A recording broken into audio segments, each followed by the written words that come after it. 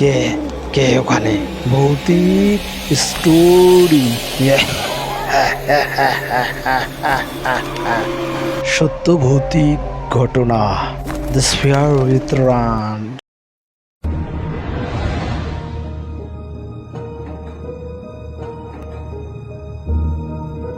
আসসালামু আলাইকুম লিসেনার, নিশ্চয়ই আপনারা ভালো আছেন। আমিও ভালো আছি। ভূত স্টোরি ইউটিউব চ্যানেলে আপনাদের জানাচ্ছি শুভেচ্ছা ও ভালোবাসা। আপনারা অব্যাহত আছেন যে আমাদের এই ভূত নাইট ইউটিউব চ্যানেলটিতে প্রতিনিয়তই ভৌতিক সব অনুষ্ঠান আমরা আপলোড করে থাকি। তো প্রতিদিনের মতো আজকে মানডে ভূত নাইটে আপনাদের জানাচ্ছি শুভেচ্ছা ও ভালোবাসা। তো মানডে ভূত নাইটের এপিসোড নম্বর 4-এ আপনাদের জানাচ্ছি শুভেচ্ছা। তো এপিসোড নম্বর 4-এর প্রথম ঘটনাতে আপনাদের জানাচ্ছি আন্তরিক শুভেচ্ছা। তো এই ঘটনাটা আমাকে দিয়েছে, তো বন্ধুরা, এই ঘটনাটা আমাকে দিয়েছে মোহাম্মদ নাহিদুল ইসলাম। তো নাহিদুল ইসলাম ভাইয়ের গ্রামের একটি ঘটনা। এটি একটি অত্যন্ত হৃদয় বিদারক ঘটনা। তো এই ঘটনাটা শুনলে নিশ্চয়ই আপনারা আনন্দ পাবেন আর ভয়ের রাজ্যে হারিয়ে যাবেন। তো বেশি কথা না বলে শুরু করছি আজকের ঘটনা।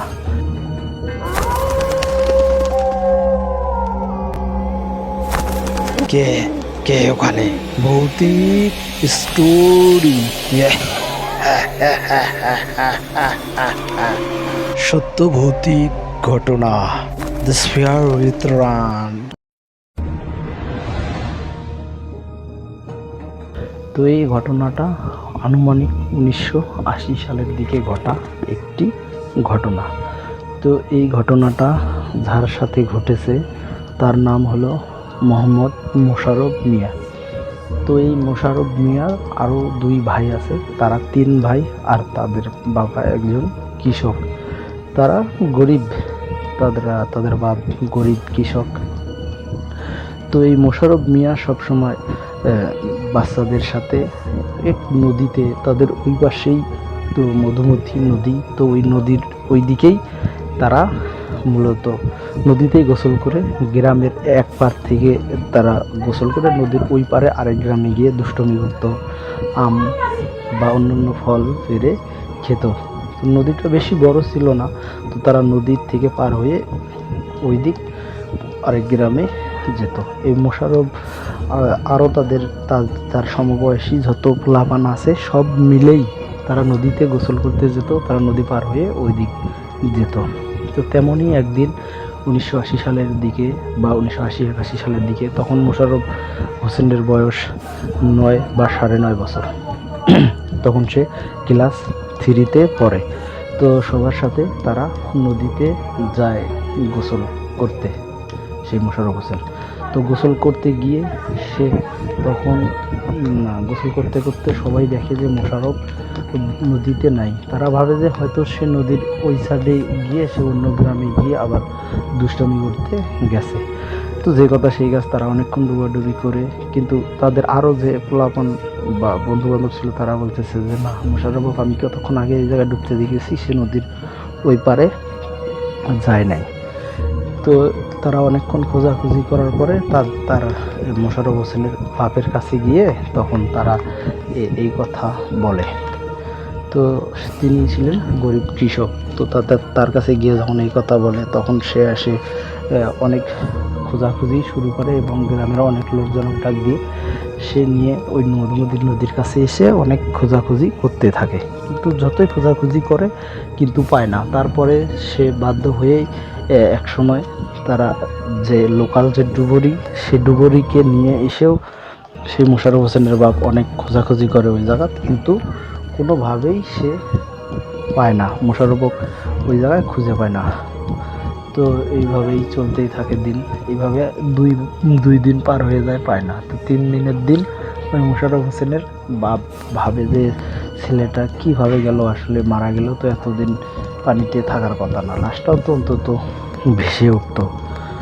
তো সেই মোশাররফ হোসেনের বাপ সে ভাবে যে একটা কবিরাজের কাছে গিয়ে এটার একটা সুরাহা করা লাগবে, আসলে আমার ছেলেটার সাথে কি হলো, আমার ছেলেটা গেল কই। তো সে যে ভাবা সেই কাজ। তো সে এক সময় যায় একটা কবিরাজের কাছে গিয়ে, সেই কবিরাজের কাছে গিয়ে তো মোশাররফের কথা বলে তার বাবা। তো মোশাররফের কথা বলার পরে কবিরাজ একটু সময় নিয়ে তার যে অধীনে জিন ছিল সেই জিনকে তরফ করে তার সাথে কথা বলে সে বুঝতে পারে যে মোশাররফ, তখন সে মোশাররফের বাবার কাছে গিয়ে বলে যে দেখো তোমার ছেলে বেঁচে আছে, সে জিনেদের কাছে আছে, তো তোমার ছেলেকে তারা ক্ষতি করে নাই, সে বেঁচে আছে, সে ভালো আছে, সে জিনের রাজ্যে আছে, কিন্তু আমার অতটা ক্ষমতা নেই বা আমার জিনেদের অতটা ক্ষমতা নেই যে তোমার ছেলেকে মোশাররফকে আমি নিয়ে এসে দেব। তো কবিরাজ এই কথা বলে মোশাররফের বাবাকে বিদায় দেয়। তো মোশাররফের বাবা কাঁদতে কাঁদতে বাসায় চলে আসে। তো এইভাবেই আরও 2 দিন কেটে যায়। তো 5 দিনের দিন সে স্বপ্নে দেখে যে একটা সুন্দর লোক তাকে স্বপ্নে এসে বলছে যে মোশাররফ হোসেনের বাবাকে, যে দেখেন আপনার ছেলে মোশাররফ আমাদের কাছে আছে, সে ভালো আছে, সে সুস্থ স্বাভাবিক বা সুন্দরভাবে আমাদের সাথেই সে আছে, তার কোনো ক্ষতি হব না বা ক্ষতি করব না আমরা। তো এইভাবেই সেদিন চলে যায়। মোশাররফ হোসেনের বাবার স্বপ্ন ভেঙে যায়, সে উঠে আরও কান্নাকাটি করে। তো পরের দিন আবার ওই লোকটা তাকে আবার স্বপ্নে দেখায়। তো স্বপ্নে এগুলা বলে। তো মোশাররফ হোসেনের বাপ বলে যে আপনি আমার কাছে কি চান আর কিসের জন্য আমার ছেলেটাকে আপনার কাছে নিয়ে আপনারা রেখেছেন? আসলে আমার ছেলেটাকে তো আমি খুব ভালোবাসি, ওকে আপনারা কেন নিয়ে গেছেন? আপনারা আসলে যদি আমার কাছে কিছু চান আপনারা বলতে পারেন, আমি যতই গরিব মানুষ হয় না কেন আমি দেওয়ার চেষ্টা করে আমার ছেলেটাকে আপনারা ফিরিয়ে দেন। তো তখন ওই যে জিন, সে জিনটা তাকে বলে যে দেখেন আপনার ছেলে আমাদের কাছে আছে, ভালোই আছে, সে আমার ছেলে আপনার ছেলের সাথেই থাকতে চায়, তারা সমবয়সী। তো আমার ছেলে মূলত একটা ছেলে বা মানুষের সাথে থাকতে চায়, সে মোশাররফ হোসেনের দেখে অনেক পছন্দ, সেই জন্যে আমি তাকে নিয়ে এসেছি আমাদের কাছে। তো তার কোনো ক্ষতি হবে না, আমার ছেলে তাকে পছন্দ করে, আর আমার ছেলে মানুষের সাথে মিশতে চায়, মানুষের বিষয়ে অনেক কিছু জানার আগ্রহ তার, সেই জন্যেই আমি তাকে নিয়ে এসেছি, কিন্তু তার কোনো ক্ষতি হবে না। তো সেদিনের মতো মোশাররফ হোসেনের বাবার ঘুম ভেঙে যায়। তো যাওয়ার পরে মোশাররফ হোসেনের বাবা তো এইভাবে কান্নাকাটি করে। আর সে পরের দিন ওই জিনটাই তাকে স্বপ্নে দেখায় যে দেখেন, মোশাররফ হোসেনের বাবাকে স্বপ্নে দেখায় যে দেখো আমার তো ছেলেটা আসলে মানুষের সাথে মিশতে চায়, মানুষের জগতে থাকতে চায়, কিন্তু আমি আপনাকে আপনার ছেলেকে ফিরিয়ে দিব আর আমার ছেলেকেও আপনার সাথে দিব, যাতে আপনার কাছে থেকে বা আপনার অধীনে থেকে আমার ছেলেটা মানুষের সাথে শিখতে পারে বা মানুষের সাথে চলতে পারে। সে যতদিন মানুষের সাথে থাকতে চায় সে থাকতে তাকে আপনাদের সাথে রাখবেন, আপনার ছেলের সাথে। আপনার ছেলেকেও আপনারা পাবেন আর আমার ছেলেকেও আপনাদের কাছে রাখতে হবে। আর এটাও বলে যে দেখেন আপনার ছেলে কালকে বিকেলের মধ্যে আপনারা পাবেন, তখন আপনারা বলবেন যে আমার ছেলে রাগারাগি করে তার এক খালার বাড়িতে গেছিল, সেখানে গিয়ে আসছিল, আপনারা খবরদার ভুল করেও যে আমাদের কাছে ছিল এগুলা বলতে যাবেন না, তখন মানুষ এগুলো নিয়ে ঘাটাঘাটি করলে অনেক সমস্যা হয়ে যাবে, ওই ছেলেটাকেও মানুষ অন্য নজরে দেখবে, মোশাররফ হোসেনও। তো এগুলা কথা বলে।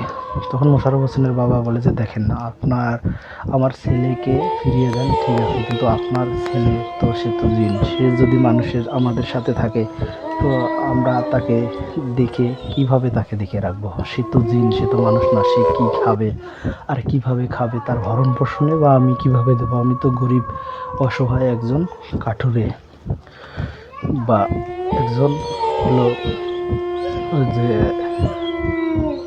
একজন কৃষক, তো আমি কিভাবে আপনার ছেলেকে দেখবো? তো তখন ওই জিনটা বলে যে দেখো আসলে আমার ছেলেকে তোমার দেখা লাগবো না, আমার ছেলের যত ভরণ পোষণ সবই আমরা দিব, কোনো সমস্যা নাই, আমরাই সব কিছু দেবো, আমরাই তোমাকে সহযোগিতা করব, কিন্তু আমার ছেলেটা যতদিন তোমাদের ওখানে থাকতে চায় বা তোমার ছেলের সাথে থাকতে চায় তুমি তাকে রাখবা, আর বলবা যে এটা মোশাররফ হোসেনের খালাতো ভাই দুঃসম্পর্কে তাকে এই বাড়িতে রেখেছি, তারা এই বাড়ি থেকেই সে স্কুলে ভর্তি হবে। তো যে কথা সেই কাজ। এইভাবেই পরের দিন বিকেলে তো দেখে যে মোশাররফ হোসেন বাড়িতে এসেছে। তো তার বাবা তো সব কিছু বুঝতেই পেরেছে, পারার পরে তো তার বাবা তাকে নিয়ে তখন সবাই বলে যে কিরে মোশাররফ, তুই কই ছিলি এতদিন, কিভাবে কোথায় ছিলি, তুই তো অনেক দিন হয়ে গেল, তুই আসিস না, আসলে কই ছিলি। তখন তার বাবা শিখিয়ে দিয়েছে যে দেখ, তুই খবরদার বলিস না যে কোথায় ছিলি, তুই বলবি যে আমার এক খালার বাড়িতে আমি ছিলাম, ওখানে থেকে আমি ওখানে রাগ করে চলে গেছিলাম, ওখান থেকেই এই কদিন থেকে পরে এসেছি। তো যে কথা সেই কাজ। ও ছোটো মানুষ, তো ওর বাবা যেভাবে তাকে বুঝিয়েছে সে সেভাবেই মেনে তার মানুষের সাথে ওইভাবেই কথা বলেছে। তো সেদিন থাকার পরে পরের দিনও চলে গেল। তারপরের দিন রাত্রে হঠাৎ আনুমানিক 12টা বা 1টার ওদিক এসে মোশাররফ করে 3বার ডাক দেয়। তো মোশাররফ আর তার বাবা তো জানতো যে ওই নিশ্চয়ই এটা বিজিনের ছেলেটা। তখন সবাই গিয়ে দেখে যে একজন ছেলে মানুষ মোশাররফ হোসেনের সমানই সে আসছে এই বাড়িতে। তো তাকে নিয়ে এসে ওই মোশাররফ হোসেনের সাথেই থাকতে দেয়। তো মোশাররফ হোসেন ক্লাস 3তে পড়তো। তখন ওই যে মোশাররফ হোসেনের ওই ছেলেটার নাম ছিল নাহিদ। তো নাহিদ ছেলেটা নাহিদুল ইসলাম। তো ওই নাহিদুল ইসলাম ছেলে, ওই জিনের ছেলেটা, সেও দুজন মিলে একসাথে থাকে। তো একই সাথে স্কুলে ভর্তি করে দেয়।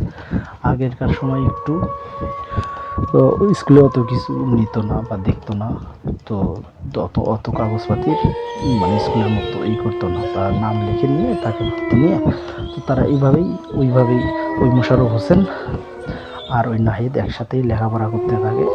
তো সবাই জানে যে এটা মোশাররফ হোসেনেরই দুঃসম্পর্কের এক খালাতো ভাই। তো এইভাবেই কাটতে থাকে দিন, কাটতে থাকে রাত। তারা এইভাবেই এক সময় বড় হয়ে যায়। তো বড় হয়ে যাওয়ার পরে মোশাররফ হোসেনের যে বড় ভাই, সে ঢাকাতে, বড় ভাই বলতে মেজো ভাই, বড় ভাই গ্রামতে থাকে। সে একটু উগ্র মেজাজি বা অন্য টাইপের। সে তার বাপ মাকে অতটা দাম দিত না, মোশাররফ হোসেনের বাপ মা, মোশাররফ হোসেনের বড় ভাই। তো মেজো ভাই সে ঢাকাতে থাকে। তখন মেজো ভাই ঢাকার থেকেই বলে যে মোশাররফ হোসেন তো ঢাকাতে আছে, তো তাকে ঢাকাতে একটা মোশাররফ হোসেন তো বাড়িতে আছে, তাকে ঢাকাতে নিয়ে একটা চাকরির ব্যবস্থা করে দেই। তখন তার মেজো ভাই একটা চাকরি ঠিক করে মোশাররফ হোসেন নিয়ে তাদের বাড়িতে থেকে ঢাকাতে নিয়ে গিয়ে একটা চাকরির ব্যবস্থা করে দেয়। তো সে চাকরিটা মোশাররফ হোসেন করে। আর এই দিনটা এদিক দিয়ে তখন তার মোশাররফ হোসেনের বাবা মাকে বলে যে দেখেন, আমি তো অনেক দিনে আপনাদের সাথে থাকলাম, অনেক দিন হয়ে গেল, বড় হলাম এই জায়গাতেই। আমিও মোশাররফ হোসেনের সাথে থেকে অনেক কিছু শিখলাম, মানুষদের অনেক কিছু শিখলাম, বুঝলাম। এখন তো মোশাররফ হোসেনও চলে গেল আর আমিও এখন চলে যাব। যেহেতু এটা মানুষদের সময়, এটা আমাদের সময় থেকে অনেক কম, মানে আমরা তো অনেক দিন, আমাদের ওই জায়গা যে সময় তার তুলনায় এটা তো সামান্য। তারপরেও আপনারা আমাকে যেভাবে ভালোবেসেছেন, আপনাদের কাছ থেকে আমি অনেক কিছু শিখলাম। মোশাররফ হোসেনেরও যখন চাকরি হলো, তখন এখন আমাকেও চলে যাওয়া লাগবে।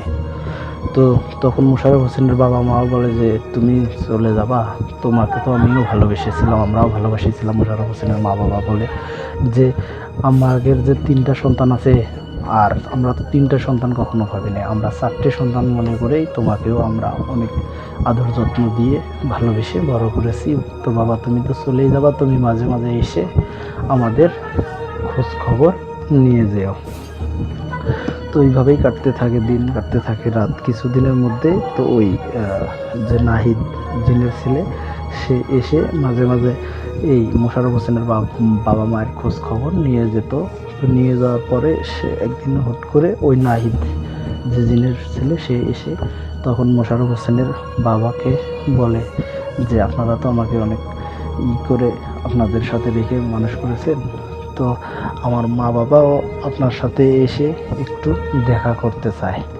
তো দেখা করতে চায়, আর তারা এসে হয়তো আপনাকে কিছু উপহার দিতে চায় বা অন্য কিছু দিতে চায়। তো আপনারা কি বলেন? তো ওই মোশাররফ হোসেনের বাবা বলে যে এটা তো ভালো কথা, তোমার বাবা মা যদি আসে তুমি তাদেরকে নিয়ে আসো, কোনো সমস্যা নেই। তখন ওই জিন নাহিদ বলে যে সমস্যা আছে। সমস্যা হলো যে আমার বাবা মা যদি খুশি হয়েও কিছু দিতে চায়, আপনারা খবরদার সেটা গ্রহণ করবার চেষ্টা করবেন না বা ওটা নিতে চাবেন না, আসলে এটা নেওয়া যাবে না।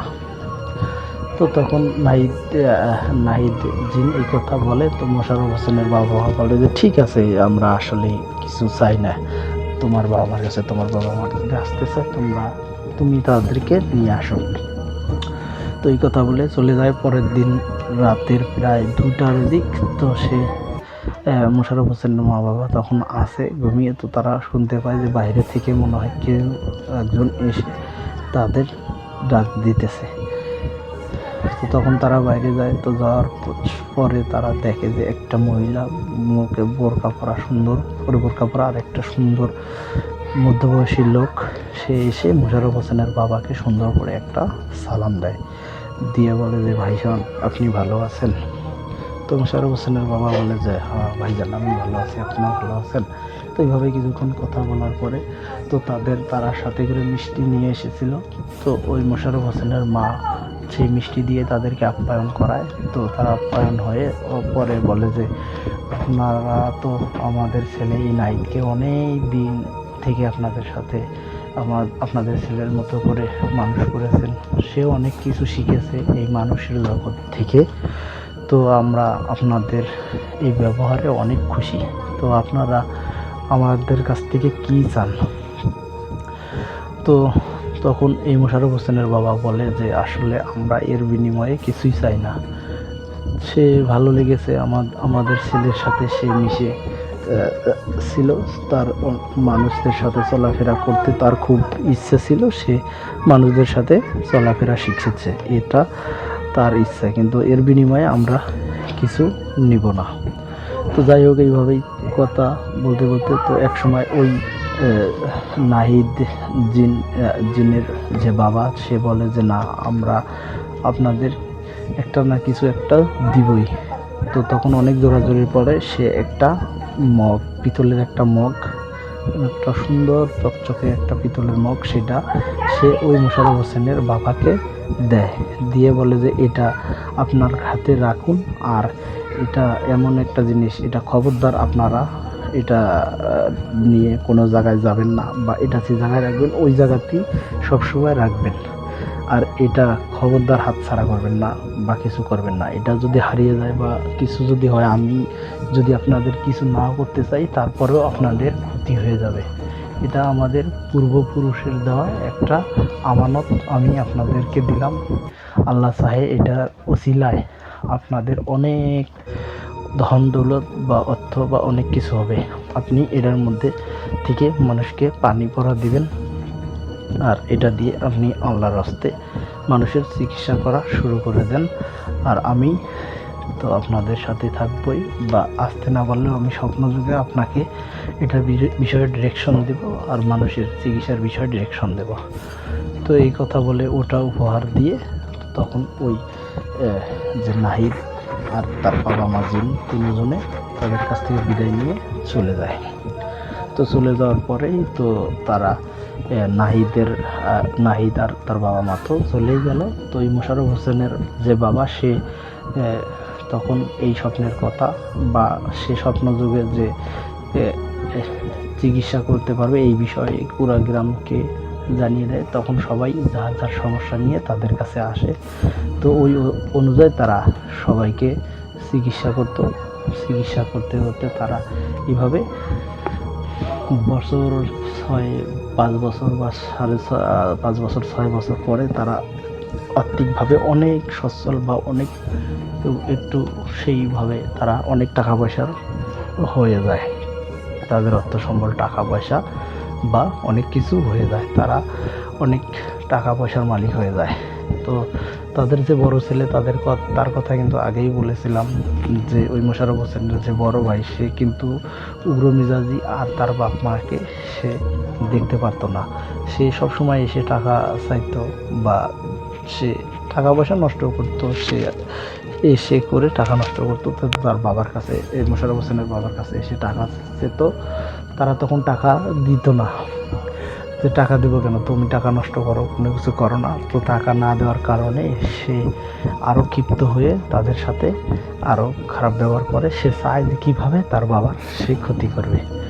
তো এইভাবেই চলতে থাকে দিন, এইভাবেই চলতে থাকে। প্রায় 6 বছর হওয়ার পরে তখন ওই নাহিদুল ইসলামের যে বড় বোন মর্জিনা, তার পেটে সন্তান। তো তাদের বাড়ির থেকে খবর আসে যে ওই মর্জিনার পেটের যে বাচ্চাটা সেটা ভূমিষ্ঠ হবে। তো তার নাহিদ মোশাররফ হোসেনের বাবা মাকে তারা যেতে বলছে, তাদের বাড়ির থেকে খবর আসে। তো মর্জিনাকে দেখতে তারা দুজন মিলে চলে যাওয়ার সিদ্ধান্ত নেয়। তো তাদেরকে জিনে বলেছিল যে এটা কোনো জায়গায় নেওয়া যাবে না, বা এটা অপবিত্র বা এমন কোনো জায়গায় রাখা যাবে না। তো যাই হোক, তারা ওই মগটা তো ওই জায়গাতে রেখেই তারা চলে যায়।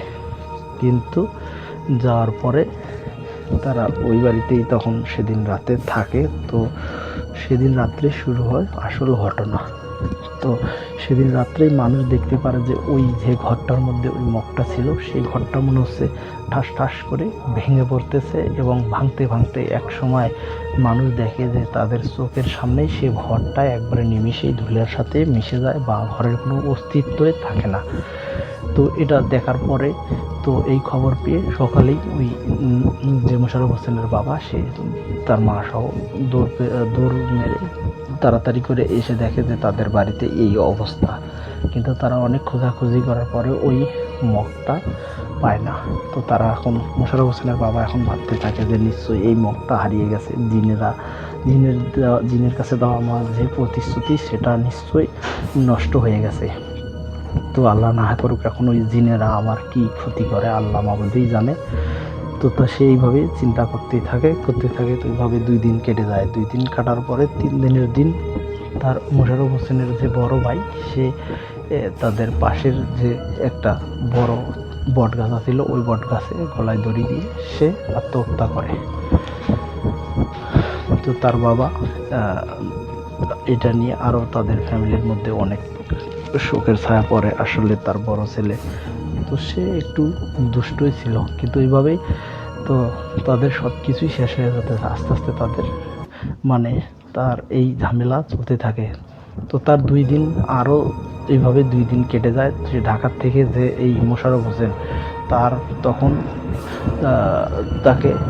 তখন ওই যে চিঠি আসে যে তার মেজো ভাই তার বাবাকে চিঠি পাঠিয়েছে যে মোশাররফ হোসেনের অবস্থা খুবই খারাপ। আসলে এই মোশাররফ হোসেনের এমন অবস্থা হয়েছে, সে মনে হচ্ছে যে আর বেশি দিন বা বেশিক্ষণ বা বাঁচবে না, তার অবস্থা খুবই নাকাল। তো তার বাবা এই কথা শুনে আরও কষ্ট পায়।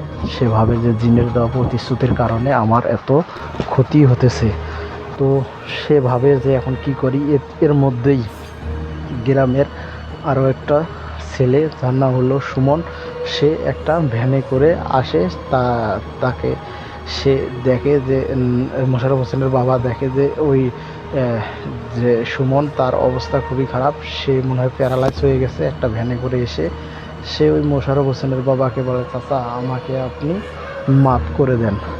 তো তখন মোশাররফ হোসেনের বাবা বলে যে বাবারে কী করবো, আসলে আমার কাছে তো ওই মগটাও আর নেই, এই সমস্যা হয়ে গেছে, মগটা হারিয়ে গেছে, আমার বাড়িটারও এই অবস্থা হয়ে গেছে। মগটা যদি থাকতো তো আমি তোমাকে ওই মগটা দিয়ে চিকিৎসা দিয়ে অবশ্যই ভালো করার চেষ্টা করতাম। তো তখন ওই যে সুমন, সে বলে যে চাচা মগের কথায় যখন বলতেছেন, আসলে এই মগের কথা বলার জন্য এসেছি, তার আগে বলেন যে আপনি আমাকে মাফ করে দেবেন। তো তখন ওই মোশাররফ হোসেনের বাবা বলে যে বাবারে আমি তোমাকে কিভাবে, তুমি আমার কি ক্ষতি করেছো যে আমি তোমাকে মাফ করে দেব। তো তখন ওই সুমন বলে যে দেখেন, আপনারা যে বড় ছেলে, আপনারা যেদিন চলে গেছেন সেদিন থেকেই আপনার ওই বড় ছেলে এর আগে থেকে আপনার ক্ষতি করার জন্য সবসময় আপনার পিছু লেগে থাকতো। তো এর আগেও অনেকবার আমাকে বলেছে যে আমার বাবার বা আপনার কিভাবে সে ক্ষতি করতে পারবে। তো যেদিন আপনারা চলে যান সেদিনে ওই এ, যে ওই আপনারা আপনাদের ওই মর্জিনা আপুর বাড়িতে চলে যান, সেদিনে আপনাদের বড় ছেলে আর আমি দুজন মিলে এসে আপনার ওই মগটা চুরি করে নিয়ে যাই। তো চুরি করে নেওয়া যাওয়ার পর থেকেই এই আপনার এই বাড়িতে এই সমস্যা শুরু হয়। তো নিয়ে যাওয়ার পরে মগটা আমি আমার শোকেসের মধ্যে রেখে দিই। তো রেখে দেওয়ার পরেই যখন পরে 2 দিন পরে আপনার এই ছেলে, 3 দিনের দিন আপনার এই ছেলে ফার্স্ট ট্রেনে মারা যাওয়ার পরে আমি ওই মগটা ভাবি যে এই মগটা আপনাকে ফিরিয়ে দেব। তো মগটা খোঁজাখুঁজির পরে আমি আর মগটা তখন ওই শোকেসের মধ্যে গিয়ে আর পাই না। তো তার কতক্ষণ পরে আমার শরীরে এরকম অবস্থা হয়ে গেছে, আমার পুরো শরীর প্যারালাইজ হয়ে গেছে। তো তখন মোশাররফ হোসেনের বাবা বলে যে বাবারে, তোমরা আসলে যে কাজ করেছো এই কাজের জন্যে আমি আমরা আমি কিভাবে তোমাকে ক্ষমা করব বলো? তুমি যে কাজ করেছো এই কাজটা আসলে করাটা কোনোভাবেই ঠিক না। আমি তো তোমাকে না হলেও, তারপরেও যাই হোক, আমি তোমাকে ক্ষমা করে দিলাম। আমি আমার যত কিছু হোক তারপরেও আমি তোমাকে ক্ষমা করে দিলাম, কিন্তু তুমি যে ক্ষতি করেছো ওই জিন, এই মগটা নিয়ে, ওই জিনেরা তো তোমাকে ক্ষমা করবে কি না তার বিষয়ে আমি কিছু বলতে পারবো না। আমি তোমাকে ক্ষমা করে দিলাম, আল্লাহ সাহেব, আল্লাহর হস্তে আমি তোমাকে মাফ করে দিলাম। তো সেই ওই সুমন এগুলা বলে তাকে তাদের বাড়ি থেকে চলে যায়। তো তখন সেদিন রাত্রেই সে মোশাররফ হোসেনের বাবা ওই জিন নাহিদুল ইসলামের বাবা সেদিন রাত্রে ওই মোশাররফ হোসেনের বাবাকে স্বপ্নে আসা বলে যে আপনি এটা কি করলেন? আপনি এইভাবে চলে গেলেন, আমানতের খেয়ানত করলেন, আসলে এটা কি আপনি ঠিক করলেন?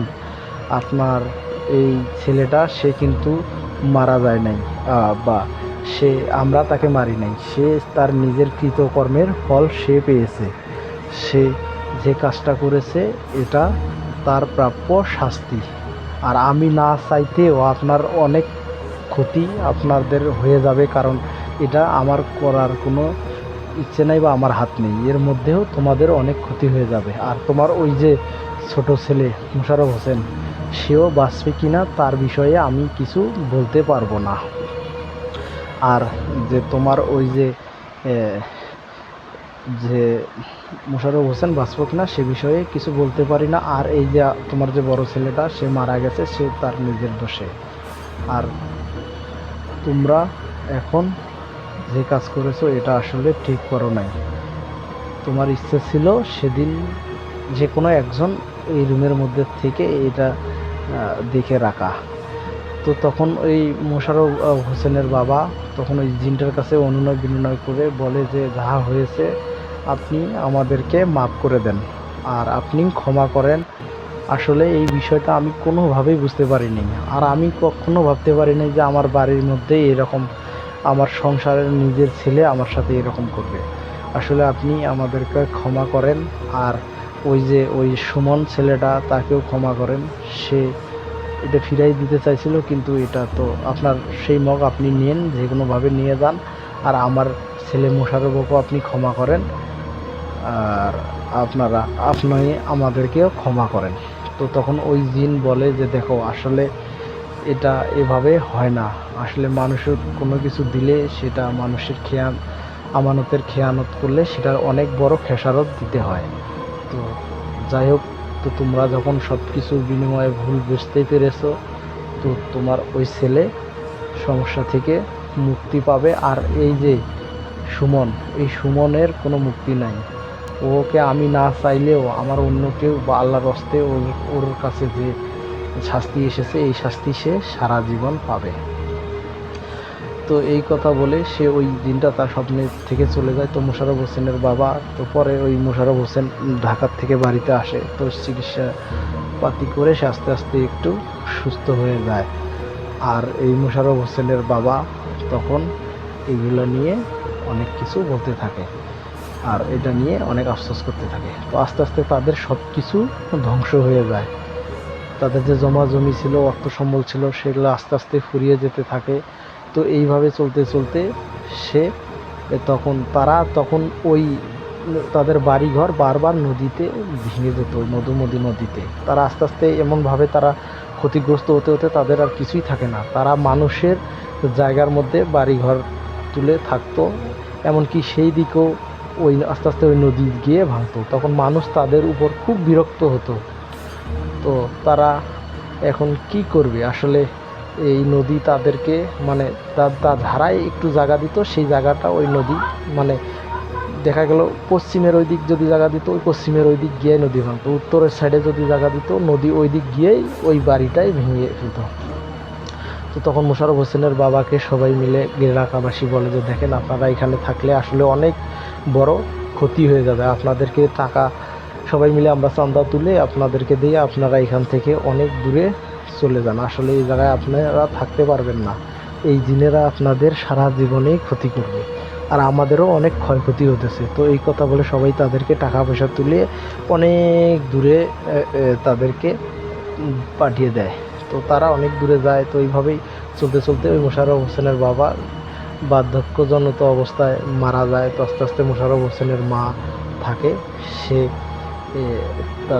আর মোশাররফ হোসেন যে সে ঢাকাতে ওই ছোটোখাটো একটা চাকরি করতো তার মেজো ভাই সহ। তো আরও আরও অনেক বছর চলে যাওয়ার পরে মোশাররফ হোসেনের যে মেজো ভাইটা সেও একটা দুর্ঘটনাতে মানে সড়ক দুর্ঘটনায় মারা যায়। তো শেষ খবর পাওয়া পর্যন্ত যে মোশাররফ হোসেনের মা সে এখন একটা গ্রামে বা একটা বাজারের মধ্যেই সে থাকে, সে মানুষের বাড়ি বাড়ি ভিক্ষা করে সংসার চালায়। আর এই মোশাররফ হোসেন সেও ঢাকায় ছোটোখাটো একটা চাকরি করে কোনো মতে তার জীবিকা নির্ভর করে এখনও সেইভাবে বেঁচে আছে। তো আসলে কথা হলো যে জিনের দেওয়া কিছু এগুলা যে মোটেও ভালো হয় না, এই বিষয়টা তার আজকে একটা ব্যাপক বড় যে প্রমাণ হয়ে গেল যে আসলে লোভে পাপ, পাপে যে মৃত্যু, এটাই তার প্রমাণ। তার বড় ছেলেটা কিভাবে মারা গেল, মেজ ছেলেটা একটা দুর্ঘটনায় মারা গেল, তাদের অর্থ সম্বল সব কিছু ধ্বংস হয়ে গেল। তো বন্ধুরা, ঘটনাটা এতটুকুই। নিশ্চয়ই এই ঘটনাটা আপনাদের ভালো লেগেছে। তো এরকম যে কোনো ঘটনা যদি আপনাদের সাথে ঘটে থাকে বা যে কোনো ভৌতিক ঘটনা ঘটে থাকলে আপনারা পাঠিয়ে দিতে পারেন আমার ইমেল অ্যাড্রেসে। তো আমার ইমেল অ্যাড্রেসটি ডিসক্রিপশনে দেওয়া আছে। আর আপনারা অবশ্যই চ্যানেলটি সাবস্ক্রাইব করে রাখুন, আমাদের সাথে আপনারা সবসময় থাকুন। আমরা প্রতিনিয়ত নতুন কিছু করার চেষ্টা করতেছি আর নতুন নতুন ঘটনা আপনাদেরকে শোনানোর চেষ্টা করতেছি। তো বন্ধুরা, তো প্রথম ঘটনাটা নিশ্চয়ই আপনাদের কাছে ভালো লেগেছে। তো মানডে ভূত নাইট এপিসোডের 3 নম্বর এপিসোডের 2 নম্বর ঘটনাতে আপনাদের জানাচ্ছি শুভেচ্ছা ও ভালোবাসা।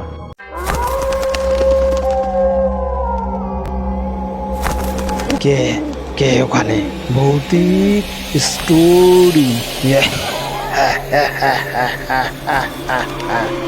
সত্য ভৌতিক ঘটনা, দ্য স্ফিয়ার উইথ রান।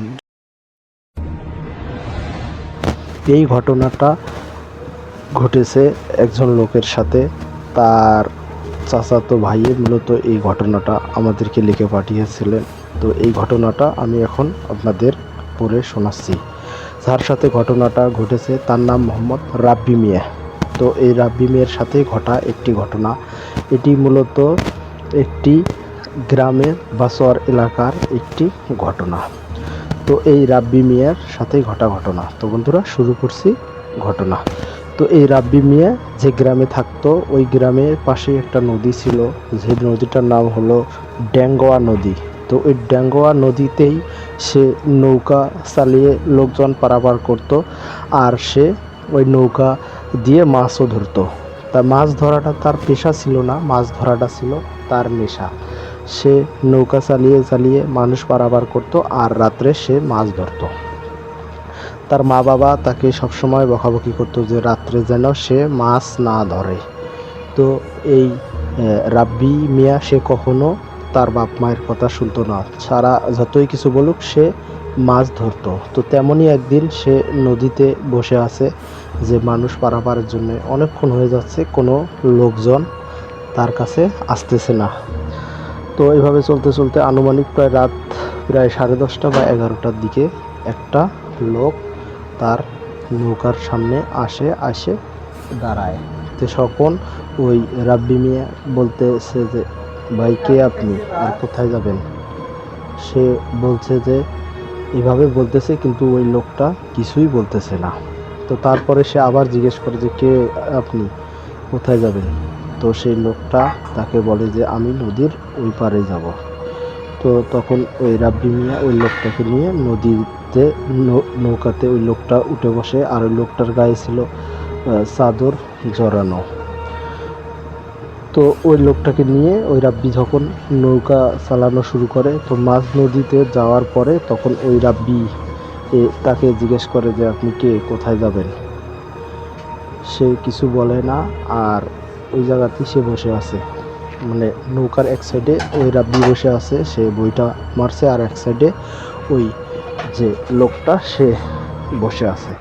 তো এইভাবে কিছুক্ষণ যাওয়ার পরে তখন রাব্বি বিরক্ত হয়ে ওই লোকটাকে বারবার জিজ্ঞেস করতেছে যে ভাই আপনি কোথায় যাবেন।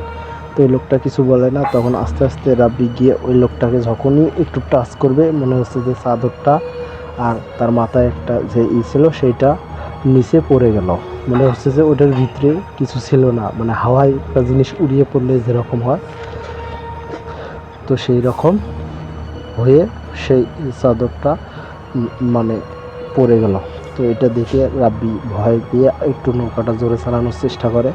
তো কতক্ষণ চালানোর পরে সে দেখে যে তার নৌকাটা অনেক জায়গায় ফুটো হয়ে গেছে, আর নৌকার মধ্যে পানি আসতেছে। সে ভয়ে মানে হাত পা ছোটাছুটি করে আরও দূরে করার জন্য নৌকাটা করার আরও একটু জোরে চালানোর জন্য পরে আস্তে আস্তে তার নৌকাটা ডুবে যায়। সে ডুবে গিয়ে পানির নিচে যায়। সে ডুবে পানির নিচে গিয়ে দেখতে পারে যে একটা সাদা অবয়ব, সেটার গায়ে অনেক বড় বড় লোম, তার গায়ের পশমগুলো সাদা, পুরো শরীরে সাদার মতো একটা মানুষের মতো অবয়ব। সেটা তাকে তার পা ধরে একবারে পানির নিচে টেনে নিয়ে যায়, আবার উপরে উঠায়। তো এইভাবেই তাকে করতেই থাকে। সেও একবারে অনেক শরীর হাঁপসে যায়, মানে তাকে একবার পা ধরে উপরে নিয়ে যায়, একবার পা ধরে আবারও উপরে উঠে সে সাঁতার কেটে কেটে আবার তার পা ধরে নিচে নিয়ে যায়। তো এইভাবে সে কতক্ষণ চলার পরে সে আবার যখন একবার তাকে ছেড়ে দেয়, সে উপরে উঠে দেখে যে একটা নৌকা তার দিকে আসতেছে। তাকে আবার এইভাবে নিয়ে যায় তো আসে। তারপরে সে ওইভাবেই তার জ্ঞান থাকে না, তখন তার জ্ঞান হারিয়ে যায়। তো পরের দিন তার জ্ঞান ফেরার পরে সে দেখে যে সে একটা পাশের গ্রামের আজিজ নামের একটা লোকের বাড়িতে সে শুয়ে আছে। তার বাড়িতে তার বাড়ির বারান্দায় শুয়ে আছে।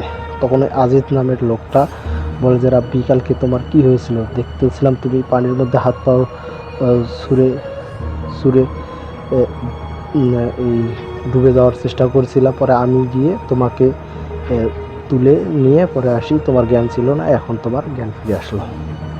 তো রাব্বি এই কথা শোনার পরে সে ভয় পেয়ে যায়। তো ভয় পেয়ে তাকে কিছু না বলে সে তখন বাড়িতে চলে আসে। তো বাড়িতে চলে আসার পরে সে ভাবে যে এটা কি হলো তার সাথে। তো এই কথা বলার পরে সে ভাবতেই তো তার শরীরে প্রচণ্ড জ্বর এসে যাওয়ার পরে তখন তার মা বাবা তাকে অনেক বকাবকি করে। সে একটা কবিরাজের কাছে গিয়ে সে পানি পড়া আর ঝাড়ফুঁক করে সে তাবিজ কবজ নিয়ে মানে একটু আস্তে আস্তে সুস্থ হয়ে যায়। তো ঘটনাটা এই পর্যন্ত হলেই ভালো হতো, কিন্তু না, এই ঘটনাটা আরও অনেক দূর এগিয়ে যায়, আরও তার সামনে মানে ভয়ের সে চূড়ান্ত পর্যায়ে তাকে নিয়ে যায়। তো তখন এইভাবেই চলতে থাকে। আরও কিছুদিন যাবার পরে সে এক জায়গায় বেড়াতে যায় বা এক জায়গায় গান বা অনুষ্ঠান দেখতে যায়। তো সে অনুষ্ঠান দেখতে গিয়ে সে ভাবে যে আমি অনুষ্ঠান দেখতে দেখতে সে রাত 11টার মতো বেজে যায়। তো রাত 11টা বেজে যাওয়ার পরে সে ভাবতে থাকে যে এখন বাড়িতে যাব, কিন্তু কিভাবে যাব, আমার বাড়িতে যাওয়ার তো লোকজন দেখতেছি না। তো সে ভাবে যে বাড়িতে যাই। বাড়ি তো বেশি দূরে না, প্রায় বাড়ির থেকে ওই অনুষ্ঠানটা ছিল 1.5 কিলোমিটার বা 1 কিলোমিটার আগে। তো সে হাঁটা শুরু করে। তো হাঁটতেই সে বাড়িতে আসার জন্য হাঁটে। তো হাঁটতে সে একটা বট গাছের নিচে যায়, ওই জায়গা নিয়ে অনেক ভয়ঙ্কর বা অনেক কিছু শুনতে পারছে। সে আগে অনেক কথা শুনছিল যে এই বট গাছে অনেক ভূত থাকে। তো এগুলো শোনার পরে যে ওটার নিচ দিয়ে যাওয়া, ওটার আগে যাওয়ার পরে সে আরও ভয় পেয়ে যায়। ভাবে যে এটা তো বট গাছ, এটার কাছে গেলে তো মানুষের মুখ থেকে অনেক কথা শুনতে পারছিলাম, তো এখন কী যে হয়। তো আস্তে আস্তে সেই বট গাছের নিচে যায়।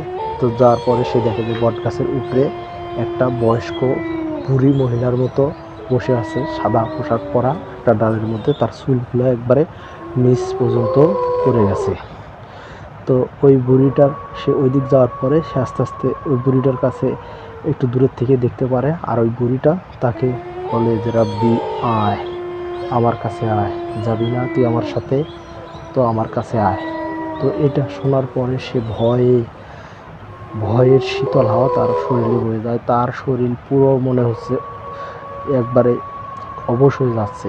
সে এটাকে দেখে ভয়ে আটকে ওঠার পরে সে এটাকে দেখার পর সে দিক বিদিক দৌড়ানো শুরু করে দেয়। সে দৌড়াতে হুট করে সে দেখে যে দৌড়াতেছে, সে আস্তে আস্তে কিছুক্ষণ দৌড়ানোর পরে কিছুক্ষণ চিনতে পারে না। পরে অনেকক্ষণ দৌড়ানোর পরে সে আস্তে আস্তে তার বাড়ির পথে গিয়ে তার সাথে সে দরজা বা বাড়ির গেটের মধ্যে যা হুমড়ি খেয়ে পড়ে। তখন তার মা বাবা শব্দ শোনার পরে তারা উঠে এসে দেখে যে রাব্বি গেটের মধ্যে এসে হুমড়ি খেয়ে পড়ে অজ্ঞান হয়ে গেছে।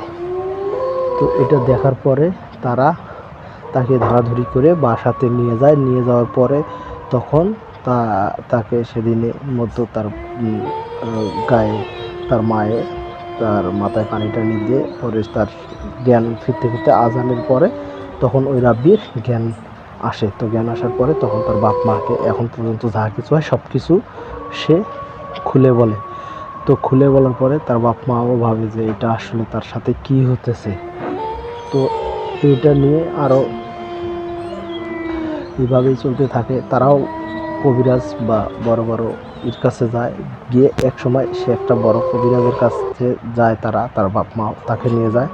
তো তাকে নিয়ে যাওয়ার পরে সেই কবিরাজ বলে যে এর সাথে একটা জিন আছে, যে জিনটা আসলে এর সাথে কিসের জন্য এসেছে, কিভাবে এসেছে তা জানি না, তবে এর সাথে একটা জিন আছে, যে জিনটা ঘুল জাতির জিন। আর এই জিনটাই এর সাথে এরকম করতেছে, এটার সাথে আমি কোনোভাবে পারবো না, আপনারা অন্য কোনো আরও বড় কবিরাজের শরণাপন্ন হন, আমি এটার সাথে পারবো না। তো এইভাবেই চলতে থাকে দিন, এইভাবেই চলতে থাকে আস্তে আস্তে। আরও তখন একদিন মানে মাগরিবের আজানের পরে তো রাব্বির যে বাবা মা তারা বাড়ির মধ্যেই ছিল। তো তার বাবা বারান্দার এক সাইডে বসে আছিল। তখন সে দেখে তার বাবা যে রাব্বি ঘরে এসে ঢুকলো। তো ঘরে এসে ঢোকার পরে কতক্ষণ পরে তো তার মা তাকে জিজ্ঞেস করলো যে রাব্বির বাবাকে যে রাব্বি কই। তখন রাব্বি তার বাবা বলে যে রাব্বি তো এখন এসে ঘরে গেল, দেখো তো ঘরে কি করতেছে। তো রাব্বির মা গিয়ে দেখে যে রাব্বি ঘরের মধ্যে নেই, ঘরের মধ্যে একটা কালো বিড়াল একটা বিছানার মধ্যে বসে আছে। তো এটা দেখার পরে সে রাব্বির মা তখন রাব্বির বাবাকে বলে যে দেখেন ঘরের মধ্যে কেউ নাই, রাব্বি তো ঘরের মধ্যে নেই, একটা কালো বিড়াল দেখলাম। তো তখন তারা রাব্বির বাবা একটা লাঠি নিয়ে গিয়ে ওই কালো বিড়ালটাকে মারতে ধরে। তো কালো বিড়ালটা একটা খ্যাক খ্যাক করে হাসি দিয়ে জানলা দিয়ে পালিয়ে যায়। তো তার কিছুক্ষণ পরেই তো যখন রাব্বি আসার পরে তার বাবা বলে যে তুমি কই ছিলা, এখনই তুমি না এই রুমের মধ্যে ছিলা, এখন আবার কই থেকে আসলা। তো রাব্বি বলে যে কাজ করতে করতে আজকে একটু দেরি হয়ে গেল, আমি তো এক্ষুনি আসলাম, এর আগে তো আমি আসবো কেন, আমি তো এক্ষুনি ক্ষেত থেকে কাজ কাম সেরে এখনই আসলাম। তো এই কথা শোনার পরে রাব্বিও অনেক চিন্তায় পড়ে যায় যে আসলে কি হতেছে এখন, এতদিন তো আমার সাথে যা হলো এখন আমার পরিবার বা পুরা ফ্যামিলির সাথেও ঝামেলা শুরু হয়ে গেল। তো এইভাবেই ঝামেলা চলতেই থাকে, এদিক যায় সেদিক যায়। রাব্বিরে সবসময় ঘুমের মধ্যে ওই জিনটা তাকে ভয় দেখাতো, আর সবসময় এসে বলতো যে যাবি না আমার সাথে, আয় আমার সাথে, যাবি না আমার সাথে। তো এরকম আরও একদিন রাব্বি শুয়ে আছে, সে দেখতে পাচ্তেছে মনে হয় তার বিছানাটা নড়তেছে। তো সে আস্তে আস্তে দেখতে পারতেছে যে বিছানাটা নড়তেছে। সে আস্তে আস্তে বিছানার এক সাইডে গিয়ে দেখে যে সাদা একটা মহিলার মতো তাকে বলতেছে যাবি না আমার সাথে, তো আয়। তো এটা বলার পরেও সে সেদিন চিৎকার দিয়ে ওঠে। তখন তার বাপ মা আসে যাওয়ার পরে তাদের বাপ মাকে সে রাব্বি তখন এগুলা খুলে বলে। তো এইভাবেই চলতে থাকে দিন, এইভাবেই চলতে থাকে রাত। তো এইভাবে কাটতে কাটতে তারা বড় বড় কবিরাজের শরণাপন্ন হয়, কিন্তু কোনো কবিরাজই এই ঘটনাটা শুনে তার একটা সুরাহা করতে পারতেছে না। তো কি করবে এটা নিয়ে? তো এইভাবেই চলতে থাকে। তো এইভাবে চলতে চলতে তার এক সময় সে ভাবে যে তার সাথে যাই হোক সে সাধারণভাবেই সে জীবনযাপন করবে। তো তারপরেও সে চেষ্টা করে সাধারণভাবে জীবনযাপন করতেছে। তখন আলুর সিজন ছিল, মানে আগাম আলু যেগুলো আগেকার ছিল, যেগুলো আগে তুলে বেশি দামে বিক্রি করবে। তো তার সাথে তার পাশের বাড়ির একজন লোক, তার নাম ছিল জয়নাল মিয়া। সে জয়নাল মিয়া আর এই রাব্বি দুজন মিলেই তারা পাশাপাশি ওই আলু লাগাইছিল, যেগুলো তুলে তারা আলুগুলা বিক্রি করবে বেশি দামে। তো জয়নাল মিয়াকে রাব্বি বলে যে কালকে আমরা আলু তুলতে যাব। তো জয়নাল মিয়া বলে যে ঠিক আছে, আমি এসে তোমাকে ডাক দিবনি, দুজন মিলে আমরা আলু তুলতে যাব। তো যে কথা সেই কাজ, তারা দুজন মিলে আসে। তারা রাব্বি মিয়া সব কাজ করে সব কিছু করে রাত্রে ঘুমায় যে সকালে আলু তুলতে যাবে। তার হুট করে ঘুম ভাঙে। কয়টা বাজে তখন তার কাছে ঘড়ি ছিল না, বা তখন ঘড়ির চল অতটা ছিল না। তো সে সময় বুঝতে না পেরে তখন সে চলে যায়। সে ভাবে যে আমাকে মনে হয় আজকে জয়নাল মিয়া ডাকতে পারে নাই, সে আগেই চলে গেছে, যাই হোক আমি এখন খেতে গিয়ে আলুগুলো তুলি। তো তখন আস্তে আস্তে জয়নাল মিয়া রাব্বি মিয়া ক্ষেতের মধ্যে যায় জয়নাল মিয়াকে না পেয়ে। তো রাব্বি ক্ষেতের মধ্যে গিয়ে দেখে যে জয়নাল মিয়া আলু তুলতেছে। তো তখন রাব্বি বলে, কি জয়নাল মিয়া, আপনি আলু তুলতে আসলেন, আমাকে বললেন না কেন? তো যাই হোক তুলতেছে, তখন রাব্বি দেখে যে জয়নাল মিয়া আলু তুলতেছে। তখন রাব্বিও আলু তুলে রাগ করে আরও আলু তুলতেছে। তো হঠাৎ করে দেখেতে জয়নালের সেই স্পিডে আলু তুলতেছে, মানে একটা মানুষ আসলে এইভাবে কখনো কাজ করতে পারে না, এত বেশি একটা লোকে কাজ করতেছে। তো সেটা দেখে আরও রাব্বির রাগ উঠে যায়, সেও কাজ করতে চায় কিন্তু আসলে পারে না। তো তখনই ওই জয়নাল মিয়া ওই সাইড থেকে এসে রাব্বিরে বলে, কি রাব্বি, যাবি না আমার সাথে? চল আমার সাথে, চল, যাবি না আমার সাথে? তো এই কথা শুনে রাব্বি তো বুঝে যায় যে আসলে এটা কি। তখন রাব্বির রাগে দুঃখে সে দৌড়াতে থাকে, দিক বিদিক হয়ে পাগলের মতো দৌড়াতে থাকে। দৌড়াতে সে অন্ধকারের মধ্যে দেখতে পারে যে একটা বাড়ি। সে ওই বাড়ির মধ্যে যাওয়ার পরে সে দেখে যে ওই বাড়ির মধ্যে গিয়ে সে দরজায় কড়া নাড়তে থাকে। তো দেখে ওই বাড়ির থেকে একটা লোক বেরিয়ে আসলো, মাঝবয়সী। সেই লোকটা তাকে বলে যে, কে তুমি? সে রাব্বি বলে যে, আমি রাব্বি, আমি এরকম এগুলা ঘটনা সব কিছু তার সাথে খুলে বলে। সে বলে যে তোমার বাড়ি কই, তুমি কি, মানে এগুলো বলার পরে সে তাকে বসার পরে সে তাকে শুতে বলে। তো শোয়ার পরে সে কিছুক্ষণ শুয়ে থাকার পরে রাব্বি মিয়া শুয়ে থাকার পরে সে হঠাৎ করে দেখে যে তার সাইডে মনে হয় কিসের জানি একটা শব্দ হইতেছে, কসকস করে কিছু একটা খাওয়ার শব্দ। তো তখন সে আস্তে আস্তে চোখ মেলে দেখে যে ওই লোকটা মনে হচ্ছে কি জানি একটা খাওয়াতেছে। সেটা লোক নাই, সেটা একটা ভয়ঙ্কর পিশাচের মতো হয়ে খাইতেছে, মনে হচ্ছে যে একটা মানুষের মতো কিছুকে খাচ্ছে। তো এটা দেখার পরে আরও সে দেখে যে এটা আসলে কোনো রুম টুম কিছুই না, মনে হচ্ছে যে এটা একটা ভয়ঙ্কর জায়গা। যে জায়গাটা মনে হচ্ছে যে একটা শ্মশানের মতো একটা জায়গা।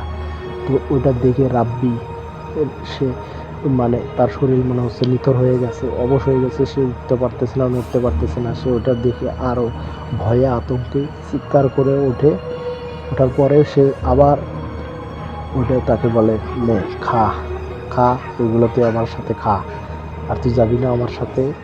তো এটা শোনার পরে সে ভয়ে সে এক সময় হুট করে সে শরীরে শক্তি পায়, সে উঠে আবার দিক বিদিক ছুটাছুটি করতে থাকে। করতে সে ছোটাছুটি করার সময় এক সময় সে ছুটতে সে দূরে মসজিদ থেকে একটা আজানের ধ্বনি শুনতে পায়। সে আজানের ধ্বনি শুনতে পায়, সেই আস্তে আস্তে সে ওই মসজিদের দিকে এগিয়ে যায়, গিয়ে সে উজু করে ওই মসজিদে নামাজ পড়ে।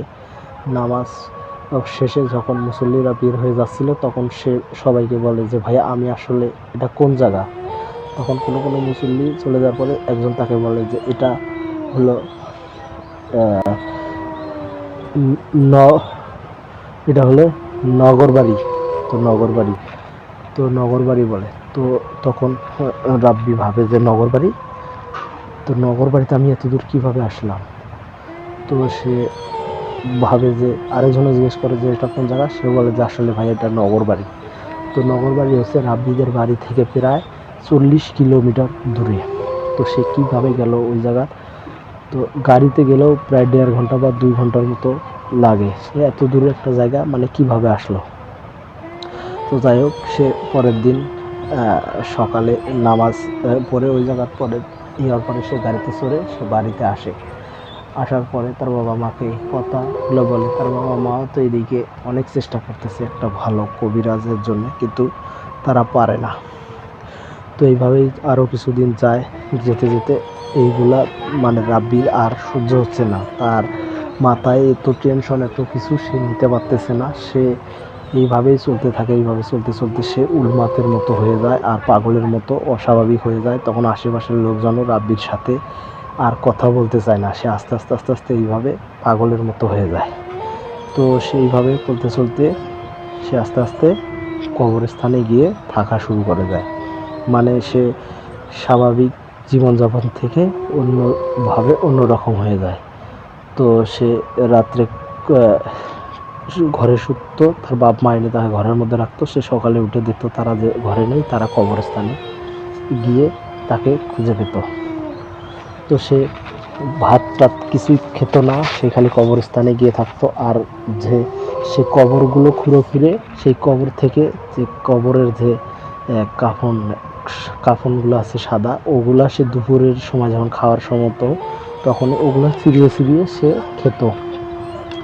তো তার বাপ মা তাকে প্রত্যেক দিনে এগুলো দেখতো। গ্রামবাসীরাও আসলে এই রাব্বিকে নিয়ে অনেক অতিষ্ঠ হয়ে যায়। মানে আসলে মানুষ এগুলো মানে সইতে পারতেছিল না। আসলে মানুষ একটা লাশ মাটি দিলেই পরের দিনে সে সেটাকে তুলে সেটা কাফনগুলো খেয়ে ফেলার চেষ্টা করতো এই রাব্বি। তো এইভাবেই চলতে থাকে দিন। এইভাবেই আরও অনেক দিন কেটে যায়, প্রায় 6-7 মাস এইভাবেই রাব্বি ওই কবরস্থানেই কেটে দেয়। সে খাওয়া দাওয়া করে না, কোনো মতো একটু খেয়ে জীবন বাঁচায়। আর ওই দুপুর হলেই সে লাশের কাফনগুলো খায়। আর এইভাবেই করতে করতে একদিন রাত্রে তো গিয়ে রাত্রে সে তার বাপ মা তাকে একটা লাশ কবর দেয়। তো ওই লাশের কবরের কাছে সে ওই জায়গাতেই রাত্রে থাকে বা থাকতো। সে রাত্রে ওই জায়গাতে ওই কবর খোঁড়ার পরে সে লাশটা মানে কাফন টাফন খায়। সেদিন পরের দিন তো রাব্বির বাবা মা সে রাব্বিকে আর বাড়িতে না দেখে তারা কবরস্থানে যায়। তো কবরস্থানে গিয়ে তার বাবা মা সেটা দেখে। এটা দেখার জন্য আসলে কোনো বাপ মাও কোনো দিন দেখার জন্য প্রস্তুত ছিল না। আসলে দেখে যে তার ছেলে একবারে পুরো অবস্থা এমন খারাপ মনে হচ্ছে যে তার পা দুটো দুই দিকে ছিঁড়ে ফালাই রেখেছে, হাত দুটো তার মাথাটা আলাদা করা। আর তার যে ডাইন হাতের যে একটা আঙ্গুল, কুড়ে আঙ্গুল, ওই আঙ্গুলটা ছিল না, আর ডাইন পায়ের কুড়ে আঙ্গুলটা ছিল না। তো এটা দেখার পরে তার বাপ মাও অনেক কষ্ট পেয়ে যায়। আসলে এটা দেখে তার বাপ মাও অনেকটা ভেঙে পড়ে। আসলে কারো ছেলে যদি এরকম হয় আসলে তার বাবা মা কি সহ্য করতে পারে। তারপরেও তারা অনেক কষ্টে এগুলা দেখার পরেও তারা অনেক কষ্ট পেয়ে হলেও তারা তাদের ছেলেকে নিয়ে তারা দাফন কাফন করে ওই কবরস্থানে মধ্যে তাকে দাফন করে ফেলে। আস্তে আস্তে তার মা বাবাও মারা যায় তার শোকে। তো তাদেরকেও ওই কবরস্থানে মাটি দিয়ে দেয়। তো এটাই ছিল ঘটনা। তো বন্ধুরা, এই দ্বিতীয় ঘটনাটা আপনাদের কাছে কেমন লাগলো আপনারা কমেন্টে জানাতে পারেন। আর এরকম ঘটনাও যদি আপনাদের সাথে ঘটে থাকে আপনারা আমাদেরকে পাঠাতে পারেন। আপনাদের ঘটনাগুলো আমি পড়ে শোনাবো। আসলে আপনারা ঘটনা পাঠালেই আমি আপনাদের পড়ে শোনাতে পারবো। আমি একা একা এভাবে ঘটনা কানেক্ট করে আসলে কিভাবে আপনাদের শোনাবো বলেন? আপনারা বেশি বেশি করে ঘটনা পাঠান, আসলে ঘটনা আপনারা পাঠাবেন, আমি আপনাদেরকে পড়ে শোনাবো। তো বন্ধুরা, এই ছিল দ্বিতীয় ঘটনা। তো বন্ধুরা, আজকের মানডে ভূত নাইট ঘটনাটাও একটু হৃদয় বিদারক ও একটা বেদনাদায়ক ঘটনা। যে ঘটনাটা শুনলে আপনারা নিশ্চয়ই বুঝতে পারবেন আসলে এটা একটা বেদনাদায়ক ঘটনা। তো এই ঘটনাটা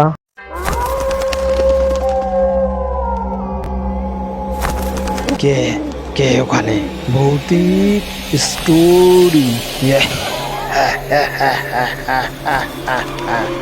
সত্য ভৌতিক ঘটনা, দ্য স্ফিয়ার উইথ রান। আমাকে বলেছে মোহাম্মদ রাকিব মিয়া, তার গ্রামবাসী এক মামার সাথে ঘটা মূলত এই ঘটনাটা। এই ঘটনাটা নীলফামারীর ডিমলার যে চরখড়িবাড়ি এলাকার একটি ঘটনা। তো এই ঘটনাটা এক মামার সাথে, ওই রাকিব হোসেনের যে মামা, তার মামার সাথেই ঘটা ঘটনা। তো বন্ধুরা, বেশি কথা না বলে শুরু করছি তৃতীয় এবং শেষ ঘটনা। তো এই ঘটনাটা হচ্ছে ওই রাকিব মিয়ার মামার। ওই মামার নাম আমরা আনসার আলী সম্বোধনা বলা, যেহেতু সে নামটা আমাকে বলেছে, নামটা গোপন রাখতে বলেছে। তো এই আনসার আলী মামার সাথেই ঘটা ঘটনা। তো এই আনসার আলী মামার কথা বলতে বলতে বোঝায় যে আনসার আলী মামা ছিল একজন সাহসী লোক। সে রাত বিরাতে মাছ ধরতো, আর তার মাছ ধরাটা ছিল অন্যরকম। সে টেটা, ফলা, কারেন্ট জাল আর অন্যান্য জাল দিয়ে সে মাছ ধরতো। তাদের বাড়ির পাশেই নদী থেকে বের হয়ে তিস্তা ব্যারেজ থেকে অনেক দূরে উত্তর পশ্চিমের ওই দিক দিয়ে যে নদীটা ভারত থেকে প্রবাহিত হয়ে এসেছে, ওই নদীর পাশেই ছোট্ট একটা গ্রামে তাদের বাড়ি। তো ওই মামা মাছ ধরতো। সে দিনে টুকটাক কাজ করতো আর রাত্রে মাছ ধরতো। তো তেমনই একটা ঘটনা একদিনের।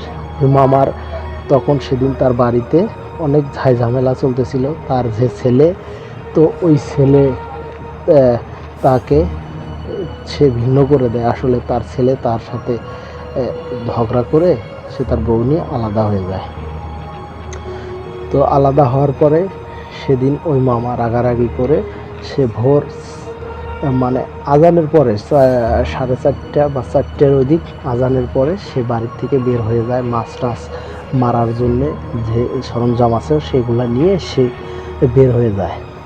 তো যাওয়ার পরে ওই যে বললাম যে তাদের বাড়ির সাইডেই যে নদী, তাদের বাড়ির হাতের ডাইন সাইড দিয়ে একটু এগিয়ে গিয়ে নদী।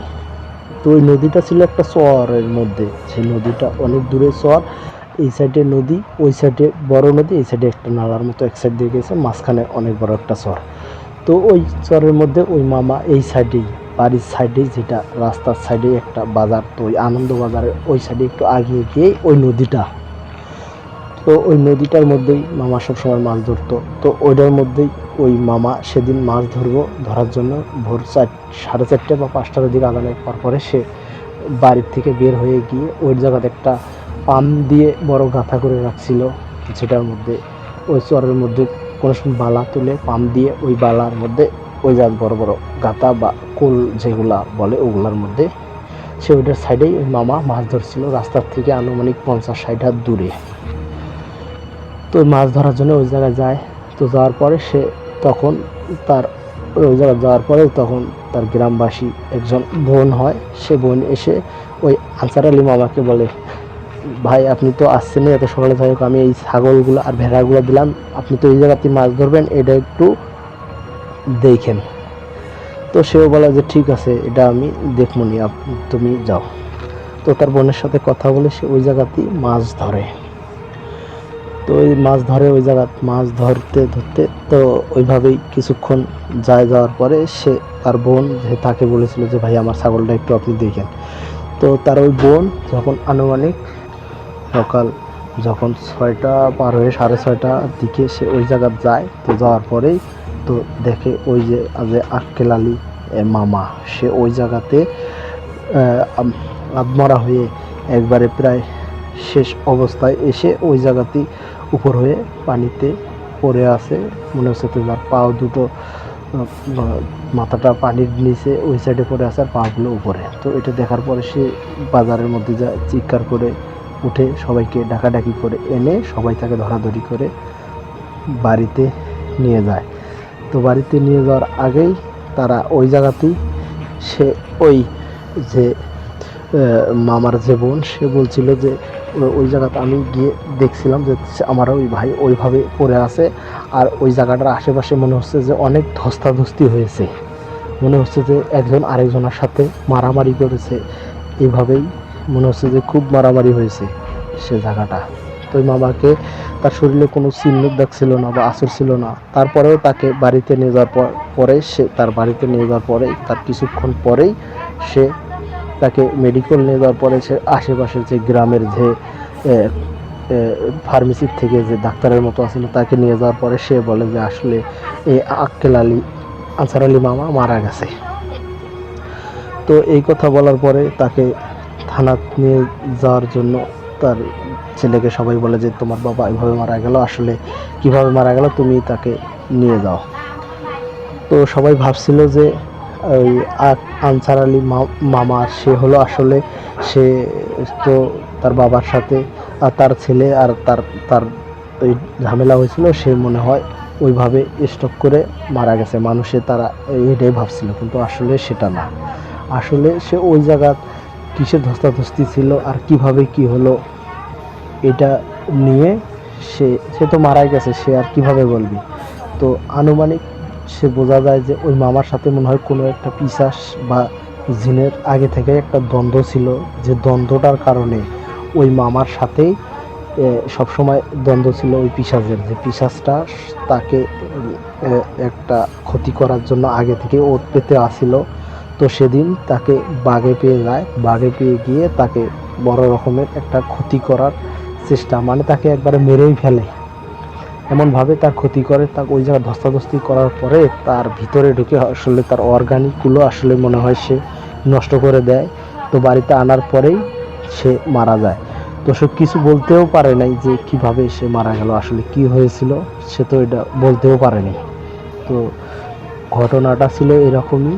তার সবাই ভাবে যে তার ছেলের সাথে রাগারাগি করে সে হার্ট অ্যাটাক করে মারা গেছে। আসলে মূলত যে ঘটনাটা কি হয়েছিল এটা কেউ ঠিকমতো বলতে পারে না। তো বন্ধুরা, এই ছিল ঘটনা। আসলে এই ঘটনাগুলো শুনে আপনাদের কাছে কেমন লাগলো? আপনাদের কাছে এরকম ছোট বড় যে কোনো ঘটনা থাকলে আপনারা পাঠিয়ে দিতে পারেন আমাদের ইমেল অ্যাড্রেসে। আপনাদের ঘটনা আমরা পড়ে শোনাবো, আর নিশ্চয়ই এই ঘটনাগুলো শুনলে আপনারা আনন্দ পাবেন আর ভয়ের নতুন ধারা ভাসছে হারিয়ে যাবেন। আসলে ঘটনা এগুলো না, এগুলো হচ্ছে এমন এক ঘটনা যেগুলো ঘটনা শুনলে আসলে ভয় এবং আতঙ্ক হয়। আর এরকম ঘটনা আসলে এই লোকটার সাথে এরকম হবে এটা কখনো ভাবতেই পারেনি কেউ। তো বন্ধুরা, আজকের মতো এতটুকুই। অবশ্যই যদি এই ঘটনাগুলো আপনাদের কাছে ভালো লেগে থাকে আপনারা চ্যানেলটি সাবস্ক্রাইব করবেন আর পাশে থাকবেন। ধন্যবাদ সবাই।